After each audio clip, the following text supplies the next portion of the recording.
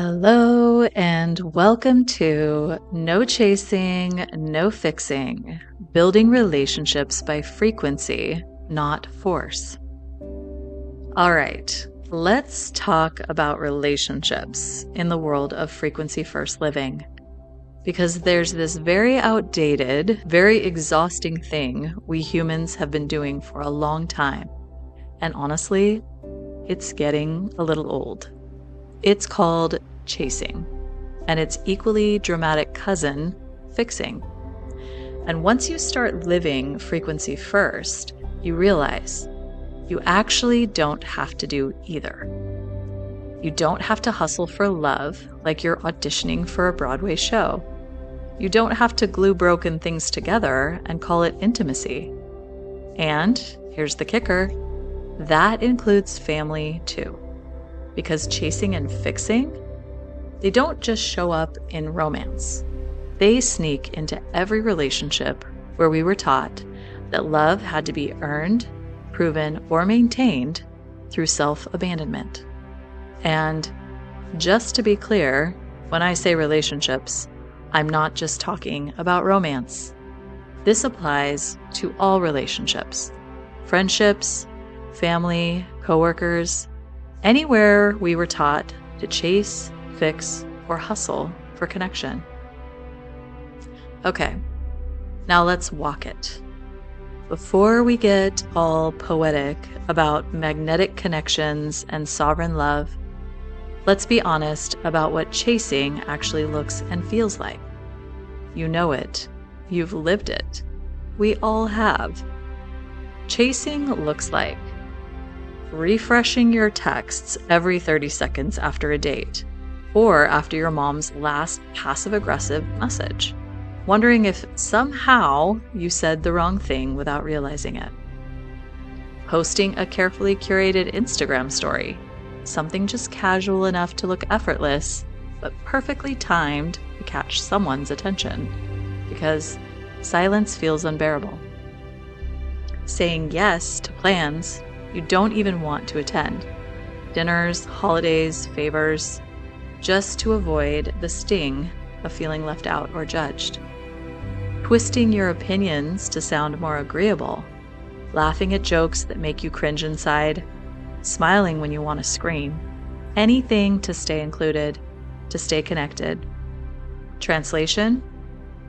You're tuning out of your own field and tuning into survival mode. You're trading your authentic frequency for a chance at conditional belonging. And the cost is always yourself. And if chasing doesn't work, if running harder toward love doesn't magnetize it, then we usually roll into our next old program, fixing.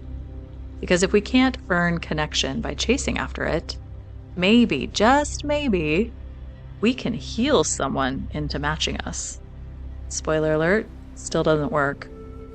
Fixing looks like seeing red flags you could spot from outer space, but convincing yourself, if I just love them harder, maybe they'll change. Becoming the unpaid therapist for your partner, or your parent, or your sibling, quietly believing it's your responsibility to hold their emotional world together. Offering endless compassion, infinite patience, giving second chances long after you're emotionally bankrupt, because walking away feels like betrayal. Feeling guilty for having boundaries, like somehow loving someone means absorbing all their pain until there's no space left for your own. Translation? You're trying to drag someone onto your timeline while they're still clinging to their own survival story. And you can't vibrate for someone else. You can't love someone into resonance. You can't heal someone into readiness. It doesn't matter how good you are. It doesn't matter how much you care. It doesn't matter how spiritual you become. It's not your job. It's not your role. It's not how frequency or love truly works.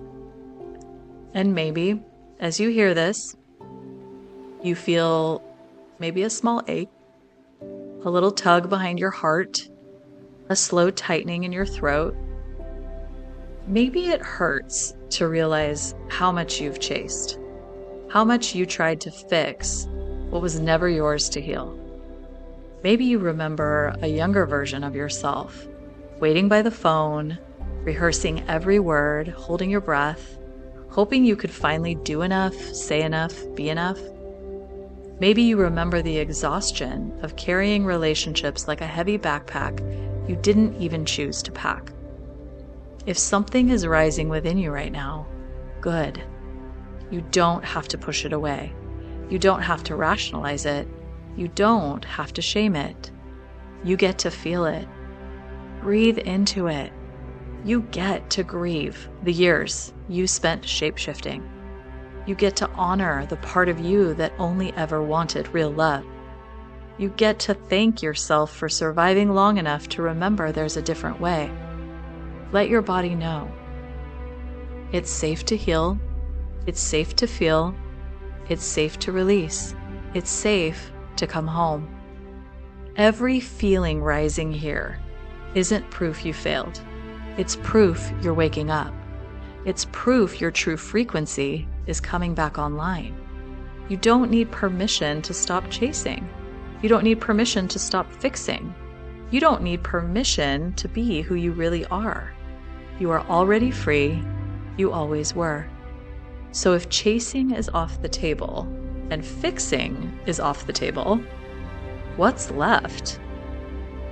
Well, what's left is you. Your field, your current, your truth. And the beautiful reality that when you live from that place, the right connections, romantic, family, friendship, soul connection, they find you. Because your field becomes a lighthouse, a frequency that says, this is what is real here. This is what's available. And if you're tuned to it, you'll feel it. Frequency first relationships feel different. They feel like breathing bigger, not holding your breath smaller. They feel like walking into a room and feeling welcomed exactly as you are, not scanning the room for threats or ways you need to shrink. They feel like conversations that spiral upward, where one truth opens another truth, where being seen feels effortless. They feel like space to be messy, radiant, unfinished, whole, without needing to perform healing as a prerequisite for being loved. They feel like a field, not a project, a co-creation, not a rescue mission. Right now, if you want, breathe into your chest. Roll your shoulders back. Lift your chin a little higher. Expand your field just a little wider. Feel your timeline solidifying around you. You are the resonance. You are the signal. You are the invitation. And here's the thing about resonance. You can't fake it. You can't hustle it into existence. You can't perform it into place. Resonance is either there or it isn't. And if it isn't, it's not a tragedy. No one's doing anything wrong. It's a signpost pointing you home. Choosing your frequency isn't betraying your family. It's ending the betrayal of yourself. You can love people, even fiercely, without carrying their timeline on your back. You can bless them, even from a distance, without dragging them into your field. You can walk your timeline without guilt, without apology, without shrinking to make others comfortable. Because real love, real connection, real family, they don't ask you to fragment yourself. They invite you to expand. So right now, I have an invitation for you. Stretch your arms out wide. Feel your feet growing roots down into the earth. Feel your body humming with your own current, your own energy. You're not chasing. You are not fixing. You are already the field you've been looking for. And the ones tuned to your true frequency, they already feel you. They are already finding you.